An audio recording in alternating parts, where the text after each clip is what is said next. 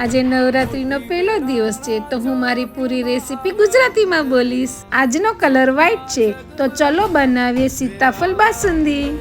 અડધો litre Amul gold દૂધને ગરમ કરી લો. 3 ચમચી મિલ્ક પાવડરમાં થોડું દૂધ એડ કરો અને પછી એને ગરમ દૂધમાં મિક્સ કરી દો. દૂધ થોડું ઉકળી જાય પછી એમાં અડધી વાટકી સાકર એડ કરવાની. થોડી વાર પછી એને બીજા બાઉલમાં ટ્રાન્સફર કરી ઠંડુ થવા દો. સીતાફળને કટ કરી એનો પલ્પ અને બીજને અલગ નીકાળી દો અને પલ્પને ફ્રીઝમાં મૂકી દો. તમે આ નવરાત્રિમાં કઈ મીઠાઈ નવી બનાવી મને કમેન્ટમાં જરૂર કહેજો. ઠંડુ થઈ જાય એટલે દૂધમાં પલ્પને એડ કરીને બરાબરથી મિક્સ કરી લો. મારા ફેમિલીને તો આ સીતાફળ બાસુંદી બહુ ભાવી, તમે પણ જરૂર ટ્રાય કરજો. ઉપર બદામ અને પિસ્તાથી ગાર્નિશ કરો અને ઠંડુ સર્વ કરો. હેપી નવરાત્રિ.